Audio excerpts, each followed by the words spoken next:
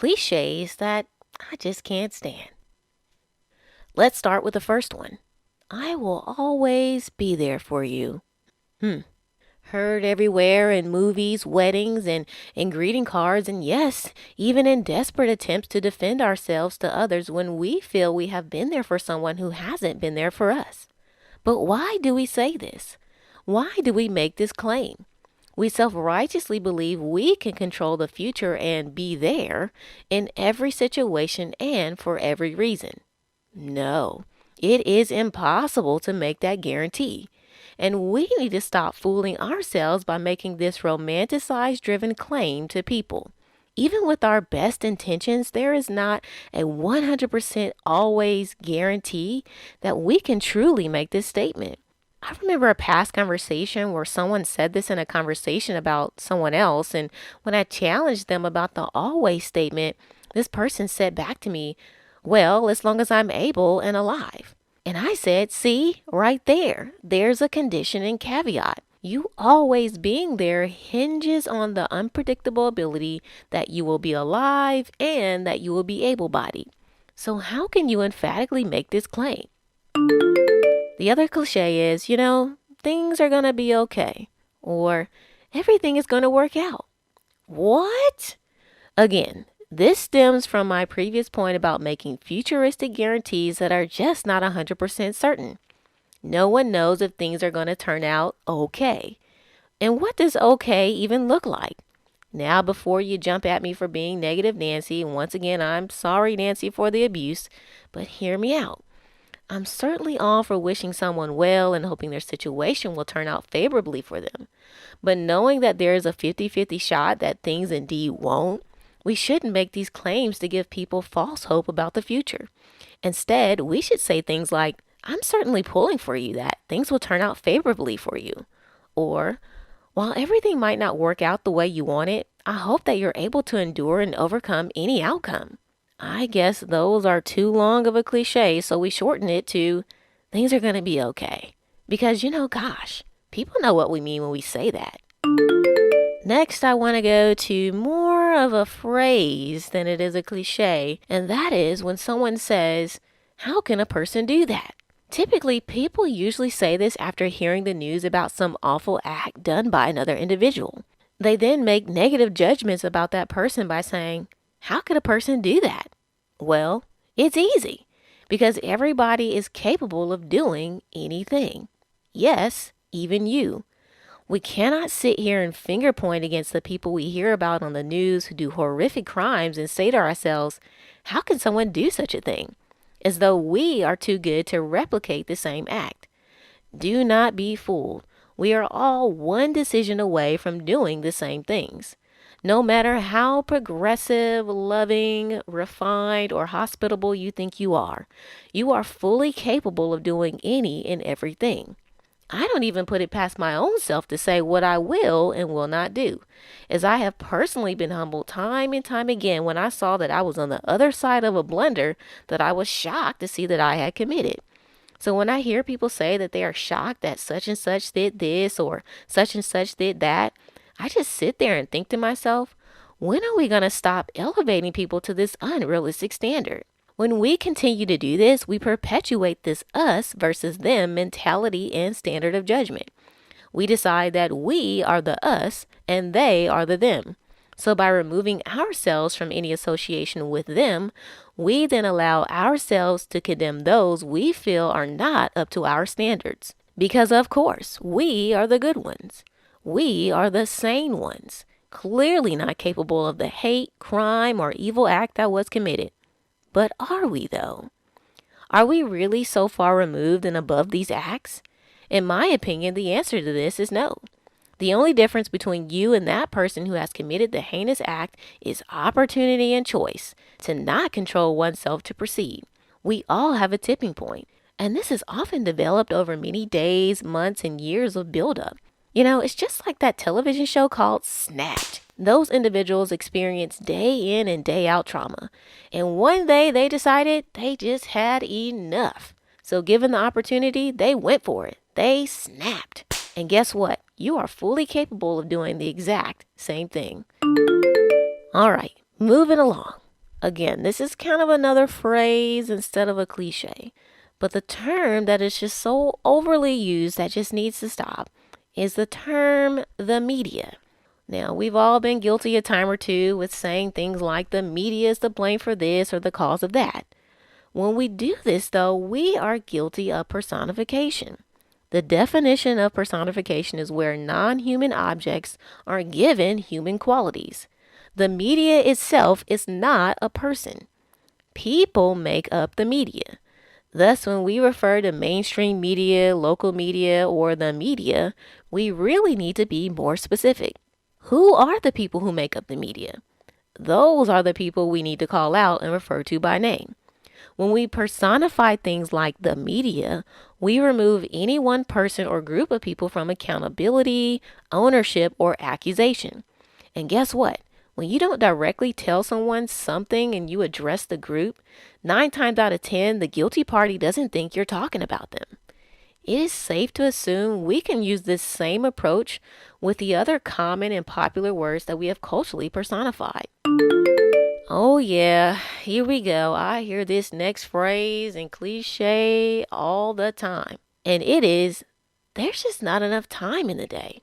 False. Typically, people say this when they have too much going on, and it has become simply overwhelming to them. It's usually things they don't want to do but have to do. The fact of the matter is that we, meaning society, do too much. We jam pack too much into one day, 1 week, or 1 year. I mean, I really don't think cavemen and women were sitting around the campfire complaining with a stress-filled attitude, griping about how there's just not enough time in a day. Thus, I am of the notion that less is more. And because of this, I think the workday should be shortened to 4 to 6 hour days and 3 to 4 working days max. Because when it boils down to it, that's about the output any company is getting from people from a true productivity standpoint. No one, I repeat, no one is capable or able to work undistracted and consistently for 40 plus hours a week, 52 weeks out of the year.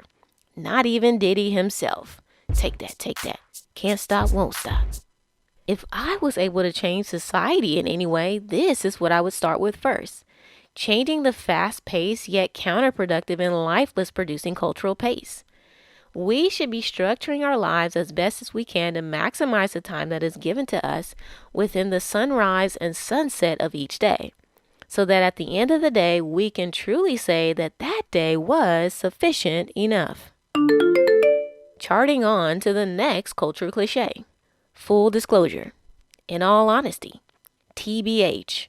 If the truth be told, and low-key though, yeah, these are all the same rendition of the other.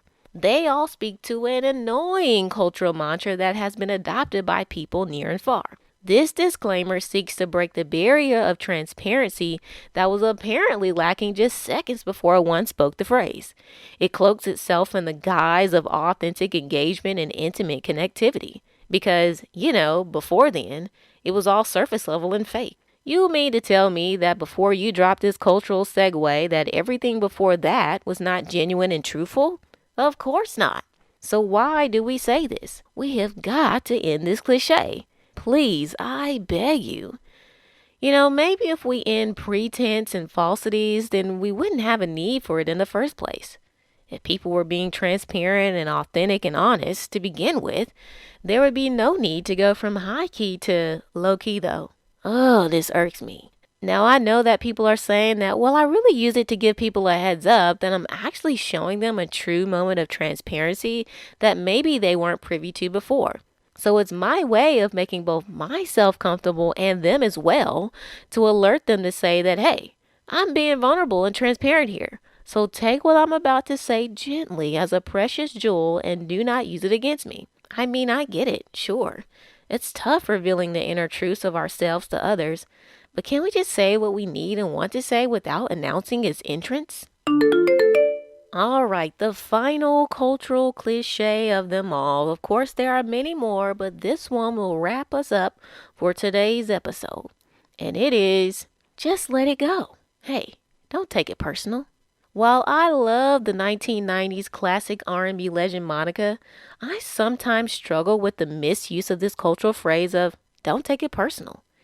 Typically, a person who is not on the receiving end of it says this to the other person who has experienced it, whatever it is.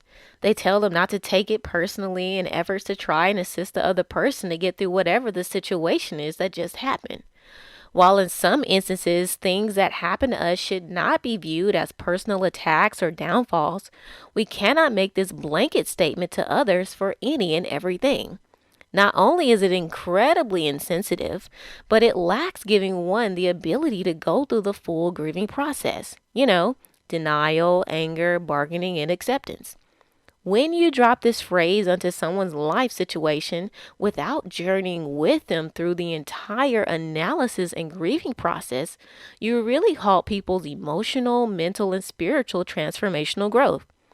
We cannot be the judges to decide for which instances we deem are legitimate enough to say this and which ones aren't.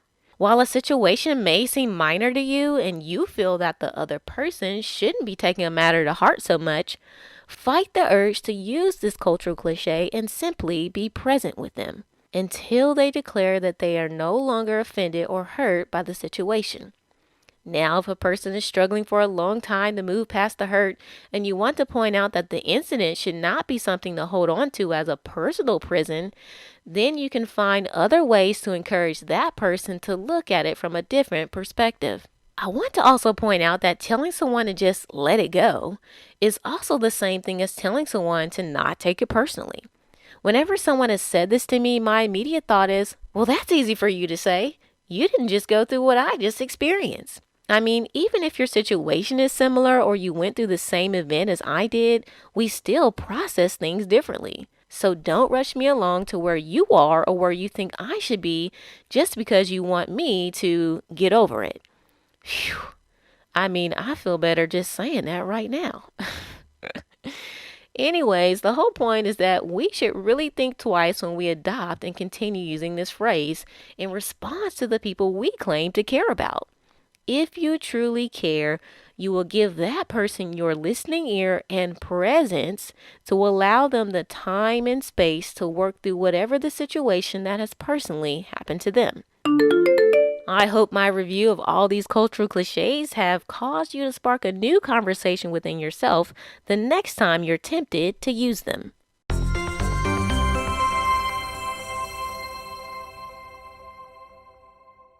For more content and to download copies of my ebooks, go to simplelifeconversations.blog.